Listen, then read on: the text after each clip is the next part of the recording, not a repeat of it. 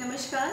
आज मैं आपके सामने घुटने के लिए कुछ योगा आसन लेकर आई हूँ।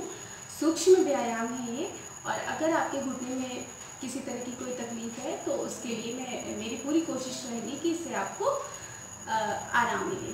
तो कुछ एक्सरसाइज करने के बाद, चाहे आप लेट के करिए या बैठ के करिए, थोड़ा सा वार्म अप करने के बाद ही आप इसको शुरू करेंगे तो सही रहेगा। और मैं किसी दिन आपको वार्म अप करने का सही तरीका भी बताऊंगी। तो आज क्या है, सिर्फ हम घुटने पे फोकस करते हैं। तो घुटने के लिए जो एक्सरसाइज है वो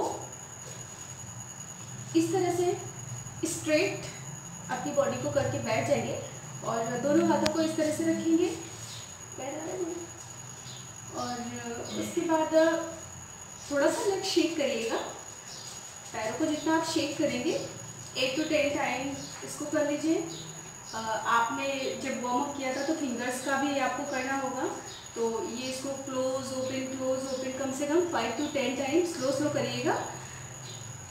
क्लोज ओपन फिंगर्स को, देन टोज को भी 5 to 10 टाइम इनहेल करके आप सामने की तरफ, आगे की तरफ खींचेंगे। और इस बीच आपको झुकना नहीं है, पीछे की तरफ नहीं जाना है, बॉडी आपको स्ट्रेट रखनी है। और इनहेल आगे की तरफ, एक्सेल पीछे की तरफ। इस तरह से कम 10 बार आपको यही प्रक्रिया दोहरानी है। एंकल रोटेशन, इसको भी 10 बार क्लॉकवाइज, 10 बार एंटी क्लॉकवाइज, इस तरह से 1 2 3, 1 2 3।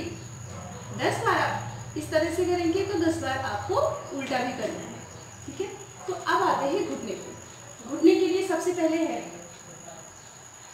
जो आसन, उसमें आपको क्या करना है, बॉडी को स्ट्रेट रखिएगा, अपने हील्स को आगे की तरफ खींचना है, सांस भर के, सांस को अंदर खींचते हुए हील्स को आगे की तरफ खींचना है।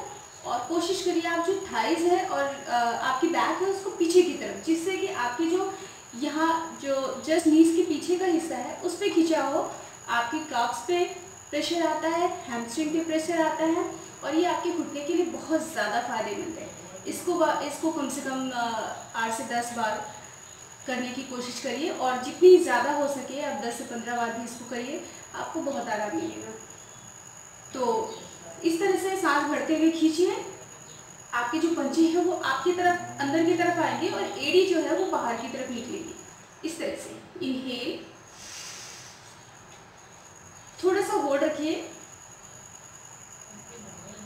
एक्सेल करते हुए इसको रिलैक्स छोड़ दीजिए। एक बार फिर से देखिएगा, इनहेल,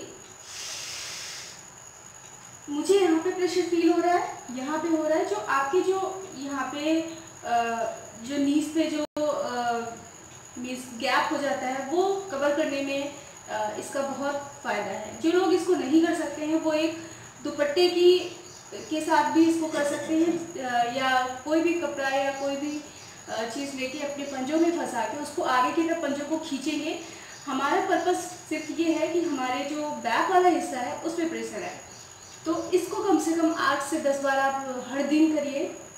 और इसके बाद जो सेकेंड आसन आता है वो है इस तरह से, जैसे आपने बायां पैर मोड़ के दाएं पैर की जाल पे रखी है, और सांस भरते हुए इसको दोनों हाथों से धीरे धीरे प्रेशर दीजिए कि नीचे की तरफ जाए, जमीन से छुए तो अच्छा है, जबरदस्ती मत करिए, जितना संभव हो आप प्रयास करिए कि आपका जो दोनों पैर है वो नीचे की तरफ जाए। फिर दोनों हाथों को लॉक करते हुए सांस को छोड़ते हुए इसको ऊपर की तरफ लाइए, सांस भरते हुए नीचे की तरफ ले जाना है, सांस छोड़ते हुए ऊपर की तरफ लाना है।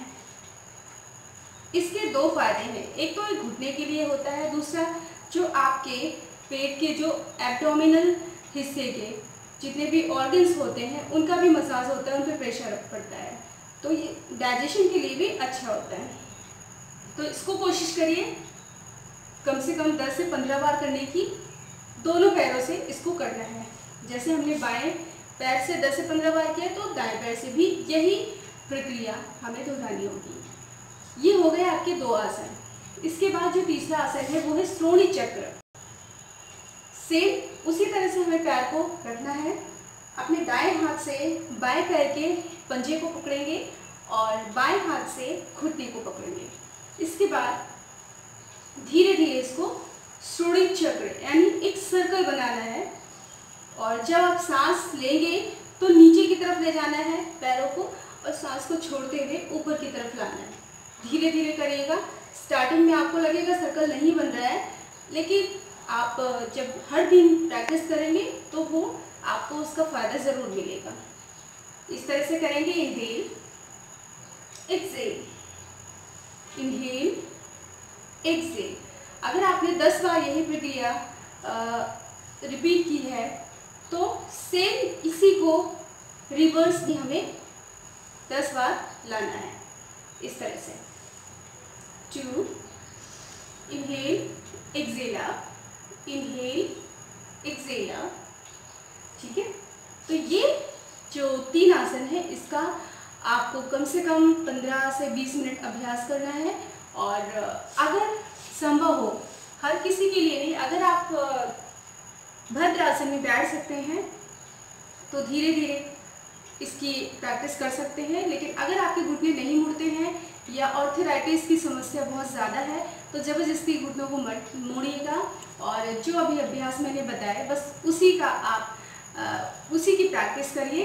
इसके अलावा भी कुछ आसन हैं, लेकिन थोड़ा सा पैरों में फ्लेक्सिबिलिटी लाने के बाद फिर उसको आगे करिएगा।